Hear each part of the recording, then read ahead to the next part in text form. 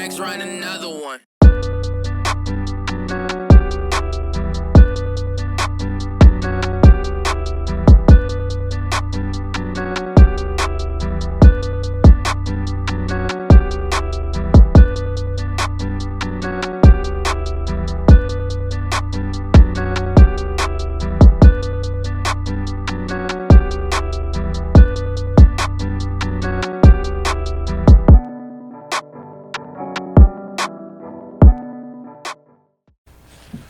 All right, so welcome to our show. We have our new show that we have here, and it's called Six Views. Okay, you know, it's a show that we get Toronto culture and just everything that's going on in the city. You know what I mean? Artists, tastemakers, social media sensations, and everything, right?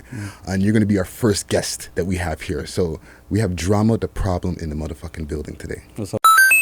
Taking over, no apologies, I'm killing all that shit. Hey. Tell her no apologies, man, I was born for this. Still no apologies, just look at my wrists. I will never apologize, cause I won't be rich. Tell them no apologies, cause I don't give a shit. Drama, I'm the worst of flavor. Okay, thanks for having me. You know what I'm saying? So we're gonna get straight to some questions, and we're gonna go into a few different things today. Okay. Okay. So let's start with like the name Drama the Problem. How'd you get that name Drama the Problem? It was kind of when I was about 16 to 18, I started moving to Brampton, and there I was Drama. In Rexdale, every time I lived in Rex, Drama, or Taylor, my last name, whatever. Right. And then I don't know, I was Drama for so long, and then all of a sudden, everywhere I went there was problems. So I was like, okay, everywhere I go, and then eventually I was just like, you know what? I'm gonna keep the drama, obviously, because that's who I am, but I'm going to put the problem onto it. At that point, I didn't really see anybody spelling it like that or like putting like thoughts in between the names. Or it's like I was like, okay, this could be something cool. But it took 10 years, so now I see like a guy named The Problem. I see all this. I see that young boy problem. It's like, oh. So it's like, I guess anybody could have any kind of name, but. Yeah. And when did you start rapping? When I was about 14. Grade 8. What inspired that? Like, there was like 3 other guys in my class that rapped with me, and they were the first rappers. And then, I don't know, they came to me one day. I hung out with them all the time, and I was the only one that didn't do it. Right. And then it was like, yo, you got to do this, man. You know, I have like this little studio set up, and it was like a little microphone with a sock over it, and, you know, using like Cool Edit Pro. Fucking, I don't know, like, yeah, a long time ago. So, but yeah, about 14, and then I'd say when I got serious about it was the last 5 years, but the last like 2, I've been like, I have stuff in the vault that aren't released that are like, it's coming right now. Okay. So you're saying like maybe about like the last 5 years or so, you've just been collecting information, like collecting songs, getting all the mistakes I've made, and then okay, don't do it this way, and then this time when I drop everything, it's not gonna do those things. It's gonna do these things, and if a couple of them make mistakes, whatever, I'll learn from those ones. Yeah. But like now I know which ways not to do it, and which ways, okay, these ways didn't work yet, so let's try if these ones will. These ones. I swear, do this for the squad. I swear, do this for the team. I swear, I do this shit for you. I swear, I do this shit for me. I swear, I do this shit for everybody here who doubted me. I swear, I do this shit for everybody here who's family. I obviously don't. Okay. Yeah, and even like you're mentioning, like with Brampton, like how you move up to Brampton. You move from like Rexdale area and stuff, there's right? tons of. You'd be surprised if people came to Brampton and actually pay attention. It's not Brampton people. There's like, everybody is from somewhere in Toronto, basically. Yeah. You know, you have like, I'll meet, like out of every 10 people I meet, 8 of them are from Toronto. Okay. You know? And people are like, oh, you're not really from there. But like people like me, I actually lived in Toronto. I was there. So like, yeah. I hear people say, oh, you're not from there, you left. Well, fuck, where the fuck am I supposed to go? Yeah. So why do you think that there's a big migration of people that go from Rex? Because I'm really aware of this. Like, there's a lot of people in Brampton that are from Rexdale and different surrounding areas in the West End, right? Yeah, for sure. So why did that happen? Black Creek, or Jane. Yeah, Black Creek, Jane Strip, all the different places.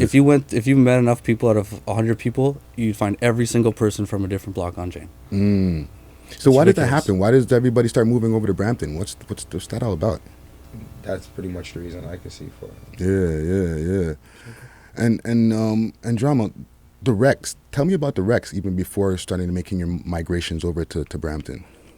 I live like west, like right beside Monsignor Johnson. Okay.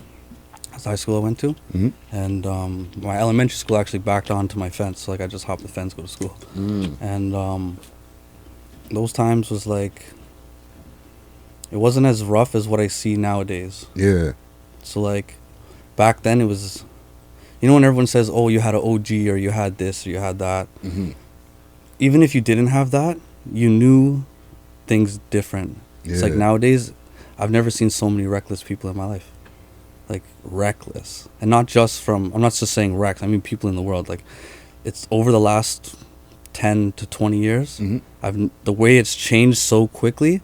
And then you look back to like the 60s to the 80s, where that came in a span did not come as fast as these 20 years. Yeah. And it's like, it's not scary, but it's scary to think what these like all these, my hood wasn't like, I wouldn't say it wasn't bad, but because it was bad. Right. Like it's a notorious place. So like, it's I can't even describe. It's just bad. Yeah. The way the world's going, bad.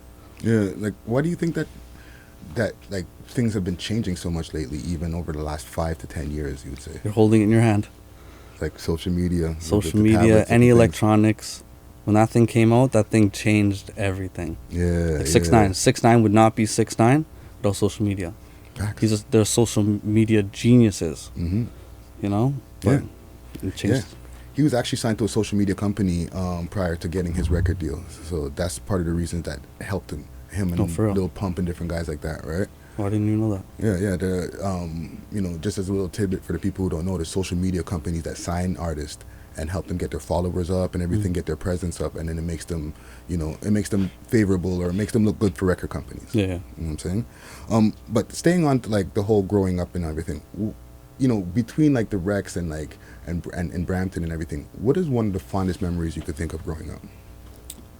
In Brampton or Toronto? Just in general, just the moving around. When I lived on Dixon Road, I lived on 327. There was a second floor, I think. My dad's friend Mark lived there.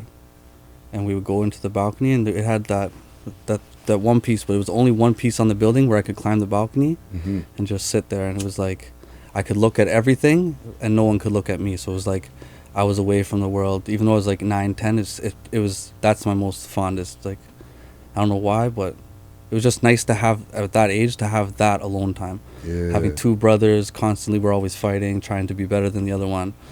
So it was like, that was my quiet spot. Yeah. And like you, so what, you had, in the household, like you had both the parents? Yeah, I had both. everything? I had my mom and dad. They've been together for, I think it's been 35 years. And then I have an older brother and a younger one. Okay, dope. What is one of the biggest lessons that you felt that you've had to learn over the years?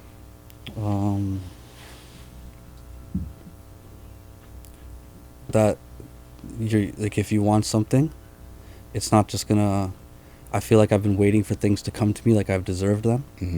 But if you really want something and you deserve it, you have to go get it. Yeah. You know, like no one's gonna come knock on your door saying, here's $1 million. Yeah. You gotta go knock on somebody's door and say, hey, I want it. Okay. You know? Dope. Let's get into like artistic processes and stuff, right? Artistic processes. Your writing process, okay? What's your writing process? How do you get into making a song? Do you come with the verses first? Do you have the beat first? Do you write, or do you just come at it off in your head? Before I used to just write, but the last 5 years, I need that beat. It's not like how it was, so it's not just, I can't just write a whole bunch of bars down and then slap it on a song anymore. Yeah. You know, so it's like I have to hear the beat. The beat has to be something like out of this world. I like them finer things, and I like finer hoes. She like them diamond rings, and all of my designer clothes. When I hit the mall, you know that I got a ball.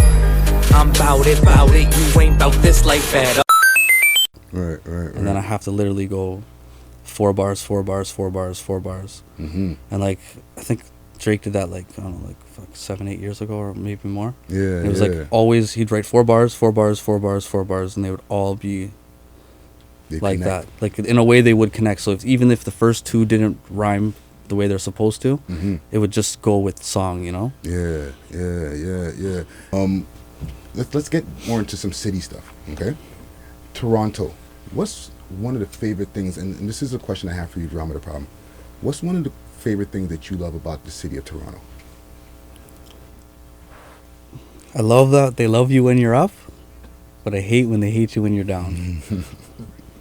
You know what I mean? Yeah. Because, like, I can make a song, and it's sick, and everybody loves me for a month. And then I don't make a song for a month, and everyone's like, who cares? You know, like, it's over for him. You know? And it's like, oh, then you drop something else, it's sick. So, like, I find the love in the city is real, but you have to hit a high enough stature for them to love you forever. Yeah. You know? So I guess that kind of answers my next question of what you would dislike, but what other things do you dislike about the GT or just Toronto in general? Jeez. I would say just the way things are going. Like, how do we beat New York's murder rate, or there was a murder rate or something we beat? Yeah. We're 10 times how much smaller are we than New York? Yeah, like, how is our violence worse? Yeah. In a higher percentage than New York City? Yeah. Like. Yeah. It does, to me, that doesn't make sense. You'd think more people would cause more violence, you know, but like, so you're saying less people are becoming more vicious than what's over there? Yeah. Their crime rate is actually going down while ours is going up. Yeah. No, definitely. Yeah. Okay, so let's switch gears for a quick second, okay? Even with the music, right? Yeah. As somebody who does like lyrical stuff, right? And like, you know, the landscape of music being quote unquote wavy or mumble rap and stuff, right? Yeah. How do you get the ladies into your music?